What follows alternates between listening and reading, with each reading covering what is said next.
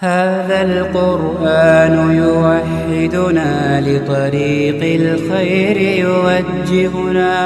اب جادو ہونے کے بعد پھر کیا ہوتا ہے؟ اب جادو جو ہے یا جو بلیک میجک ہے، کالا علم جو ہے، وہ نظر تو آتا نہیں ہے، وہ فزیکلی کچھ بھی نہیں نظر آتا کہ یہ کیا ہے اور کیسے ہے اور کس طرح سے ہے، وہ پتہ تو اس کا چلتا ہی نہیں ہے، کیونکہ وہ دکھائی نہیں دیتا، وہ سنائی نہیں دیتا، وہ محسوس نہیں ہوتا، ہاتھوں سے پکڑا نہیں جا سکتا۔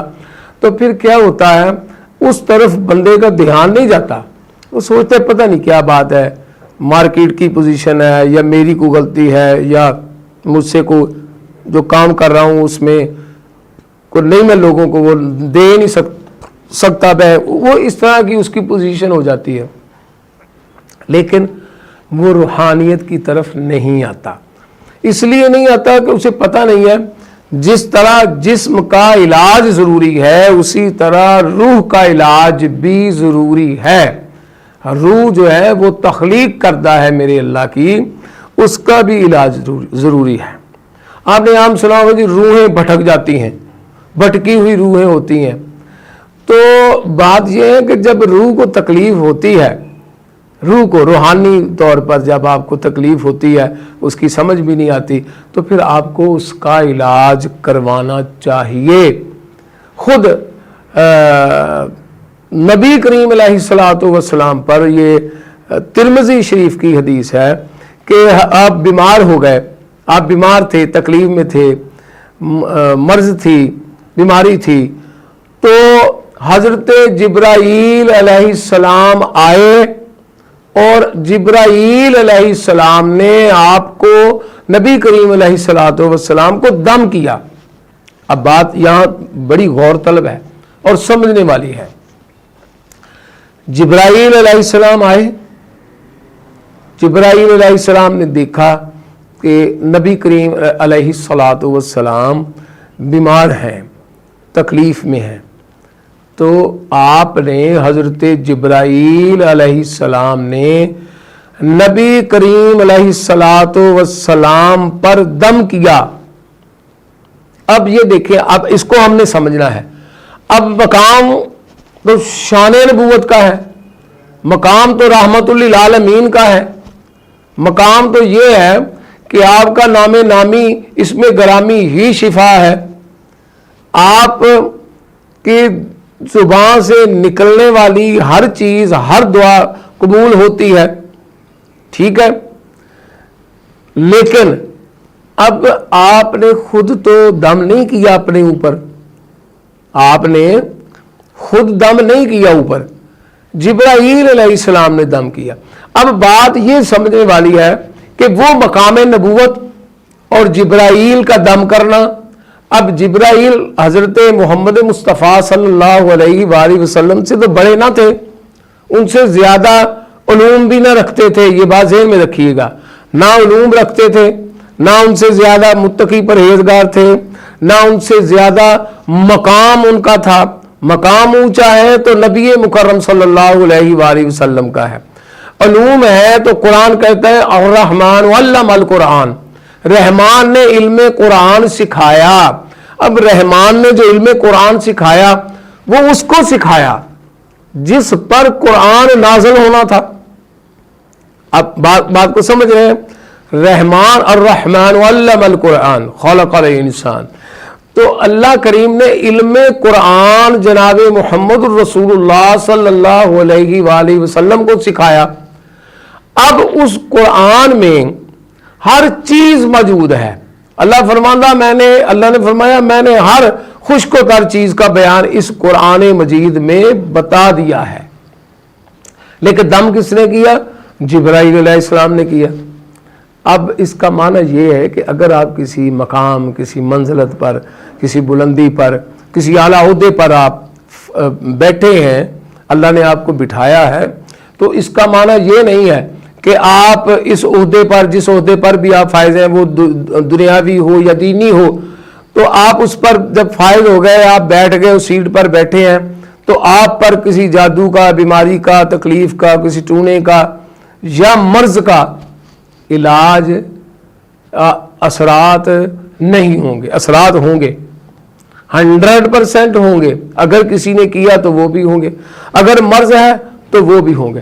اب اس سے ایک اور بات سمجھ آئی جو میں پہلے بھی غالباً عرض کر چکا ہوں کہ قرآن شفا ہے, قرآن شفا ہے. اب جبرائیل علیہ السلام نے کہا, جب دم کیا تو جبرائیل علیہ السلام نے جو دم کیا ہوگا اس میں کوئی اللہ کا نام لیا ہوگا. اگر دم کیا ہے تو کوئی پھونک تو ماری ہوگی, اگر دم کیا ہے تو نگاہ تو کی ہوگی, اگر دم کیا ہے تو ہاتھ تو بڑھایا ہوگا, اگر دم کیا ہے تو ان میں سے کچھ نہ کچھ ایسی حرکات و سکنات دیکھنے والی, ہاتھ رکھنے والی, دعا والی, پھونک والی, یہ ساری کی ہوں گی, ان میں کوئی نہ کوئی ضرور ہوگی. تو جو دم ہوتا ہے, جو روحانی علاج, یہ دور سے بیٹھے بھی ہو جاتا ہے. اس کے لیے پابندی نہیں ہے کہ آپ اس بندے کے بالکل قریب بیٹھے ہوں تو دم ہوگا. ہاں, آپ دور بھی اگر بیٹھے ہیں, کتنی بھی دور بیٹھے ہیں, اس کی آپ مثال بے شمار مثالیں ہیں. اگر میں ان کی دوں مثالیں تو قرآن مجید بھی مثالیں موجود ہیں کہ موجود نہیں لیکن بلانے پر آئے. جیسے ابراہیم علیہ السلام نے پرندے بلائے تو وہ آئے, پرندے آئے, بلایا اور آئے. اور وہ پرندے تھے جو قرآن کہتا ہے کہ ان کو ابراہیم علیہ السلام نے کاٹ کر ایک دوسرے میں ان کا قیمہ ملا کر مختلف پہاڑوں پر رکھ دیے, پھر ان کا نام لے کر ان کو بلایا تو وہ پرندے اڑ کر آ گئے. اس کا معنی ہے کہ وہ آواز جو وائس ہے وہ وہاں تک پہنچی, انہوں نے سنا اور سن کر وہ ابراہیم علیہ السلام نے سنا تو وہ زندہ ہو گئے. وہ جو مردہ تھے, مر گئے تھے, کٹ چکے تھے, قیمہ بن گیا تھا, ایک دوسرے میں جسم جو تھا وہ قیمے کی صورت میں مکس ہو گیا تھا. لیکن جب حضرت ابراہیم علیہ السلام نے بلایا تو پھر وہ پرندے اڑ کے آئے. ان کے جو جسم تھے وہ یقیناً جڑ گئے ہوں گے, اور کس طرح جڑے ہوں گے وہ میرے اللہ کی قدرت ہے, کیونکہ میرا اللہ قادر مطلق ہے. میرا اللہ ان اللہ علی کل شیء قدیر کی شان کا مالک ہے. وہ کس طرح اڑ کے آئے اور کس طرح یہ سارا جو ہے وہ سسٹم چلا, یہ سارا پروسیس ہوا. اسی طرح جب آپ دم کریں گے, کسی کو بھی دم کریں گے دور بیٹھ کر یا قریب بیٹھ کر فون کے ذریعے. اب دیکھیں ایک بات کو اور سمجھیں, ہم یہ ٹیلی فون ہے, اس کے ساتھ وائر نہیں ہے.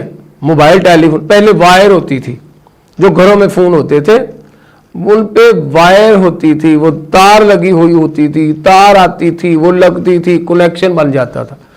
پھر وقت نے پلٹا لیا, ایجادات نیو ہوئیں, نئے تجربات کیے گئے, تو کیا ہوا, یہ موبائل آپ کے ہاتھ میں آ گیا. اب جو پہلے شروع میں موبائل تھا وہ اتنا بڑا موبائل تھا اور وہ بڑا بھاری تھا, یعنی اس وقت کئی لوگ ایسے تھے وہ جیبوں میں نہیں آتا تھا, وہ تھیلوں میں رکھتے تھے, تھیلا ہوتا تھا اس میں فون رکھا ہوتا تھا. تو وہ دور بھی آ گیا. پھر وہ دور بھی آیا کہ ہمارے پاس موبائل آ گئے. اب وہ موبائل بٹنوں والے تھے تو اس سے وہ بٹن دباتے, وائر ختم ہو گئی ہے, وائر پیچھے رہ گئی, وائر ختم ہو گئی. اب وائر کے بغیر موبائل آ گئے. وائر کے بغیر جو موبائل آئے ان میں بٹن تھے, ہم نے ان کو بٹنوں کو ٹچ کیا تو وہ کال جو مل گئی. اب وائر نہیں ہے, اب ویوز ہیں. ویوز وہ ویوز ہیں جو آپ کی آواز کو دوسرے کے فون تک لے کے جاتی ہے, مگر آپ کے پاس ایک آلہ موجود ہے, آپ کے پاس ایک آلہ موجود ہے. اور اس آلے کا یہ انسانی دماغ ہے نا جس نے یہ سوچا, اور یہ کیسے سوچا انشاءاللہ پھر کسی اور پروگرام میں اس پر بات کریں گے. یہ کیسے سوچا اور کیسے ہوا, کن کن چیزوں پر تجربات کیے گئے, آیات قرآنی کون سی لی گئیں اور احادیث نبوی کون سی لی گئیں, کیا کیا واقعات لیے گئے, پھر ان پر تجربات کیے, ایکسپیریمنٹ کیا. ایکسپیریمنٹ کرنے کے بعد پھر موبائل ہاتھ میں آ گیا, جی یہ وائر کے بغیر بھی چل سکتا ہے. اب بٹنوں سے چلا, اب پھر آگے وقت آیا, پھر وقت پلٹا. اب پلٹ کے کیا ہوا, ہمارے پاس سکرین والے موبائل آ گئے, وہ ان میں سکرین بنی ہوئی ہے. اب ہم نے وہ سکرین والے موبائل چلائے, اب اس میں تصویر نہیں آتی تھی, پکچر نہیں آتی تھی. اب پھر وقت پلٹا, پھر ہمارے پاس وہ موبائل آ گئے. اب ہمارے پاس وہ آئی فون، وہ موبائل چل رہے ہیں جو آپ کے ہاتھ میں ہے، لیکن آپ اس بندے کو لائیو دیکھ رہے ہیں. آپ اس بندے کو جو آپ سے فون پر بات کر رہے ہیں، آپ اس کو سامنے رکھا ہے، وہ آپ کی پک دیکھ رہا ہے، آپ کی پکچر دیکھ رہا ہے، آپ اس کی پکچر دیکھ رہے ہیں. اب یہ پوزیشن بھی آ گئی. اب یہ دیکھیں تو یہ سائنس کی ترقی ہے جو بڑھ رہی ہے، لیکن سائنس ابھی تک بچی ہے. ابھی سائنس نے اتنی ترقی نہیں کی کہ وہ بہت عروج پر آ جائے. یعنی سائنس یہ کہتی ہے کہ ہم نے ریسرچ جو ہے وہ کمپلیٹ کر لی ہے تقریباً، لیکن آگے جا کے ایک بلیک ہول آ رہا ہے، ایک کالا دائرہ، ایک بلیک ہول. وہ اس ٹائپ کا ہے کہ اس سے آگے کی ہمیں سمجھ نہیں آتی کہ یہ بلیک ہول کیا ہے. بلیک ہول کیا ہے؟ اب دو چیزیں ہیں، اس کو آپ سمجھیے گا. ایک حدیث بیان کرتا ہوں. نبی کریم علیہ الصلوۃ والسلام نے فرمایا، میری امت کے اولیاء پوری کائنات کو اس طرح دیکھیں گے جیسے ہاتھ کی ہتھیلی پر رکھا ہوا ایک رائی کا دانہ.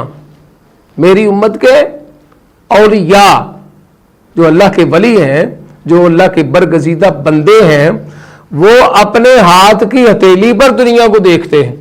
اب ہمارے پاس موبائل آ گیا نا، یہ اینڈرائیڈ ہے، یہ موبائل آئی فون ہے، ہم اس پر، وہ ہتھیلی ہے، سمجھے آپ، وہ سمجھے وہ فون جو ہے وہ ہتھیلی ہے. اب اس ہتھیلی پر ہم پوری دنیا کو دیکھ سکتے ہیں. ہم اس ہتھیلی وہ جو ہاتھ ہے، ایک وہ ہاتھ جیسا ہے، اس سے چھوٹا سائز ہے یا بڑا ہے، جب ہم اس کو دیکھتے ہیں پوری دنیا کو دیکھ رہے ہیں. تو جس طرح آپ کی پکچر پہنچ رہی ہے، جس طرح آپ کی وائس پہنچ رہی ہے میرے بھائی اور میری بہنوں، بیٹیوں، میری ماؤں، میرے بچوں، اسی طرح جب رب کریم کا کلام پڑھا جاتا ہے اور اس کو تصور کر کے اس طرف کو پھونک ماری جاتی ہے، جس طرف سے یا جس فون کے ذریعے، موبائل کے ذریعے جب کو کال کر رہا ہوتا ہے اور اس کو ہم بیک جواب دیتے ہیں اور پھونک مارتے ہیں اور تصور کرتے ہیں.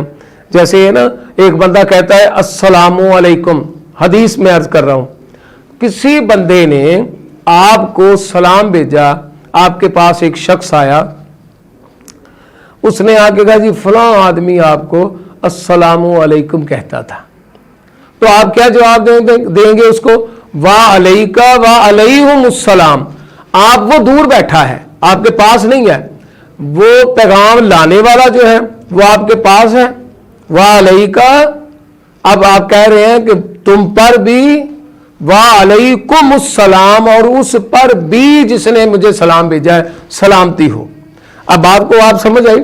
تو یہ ایسا نہیں ہے کہ اگر اس نے سلام بھیجا ہے اور واپسی پر میں نے اس کو وعلیکہ وعلیہم السلام کہہ دیا تو اس پر سلامتی نہیں پہنچے گی، سلامتی پہنچے گی. ایک اور مثال دیتا ہوں.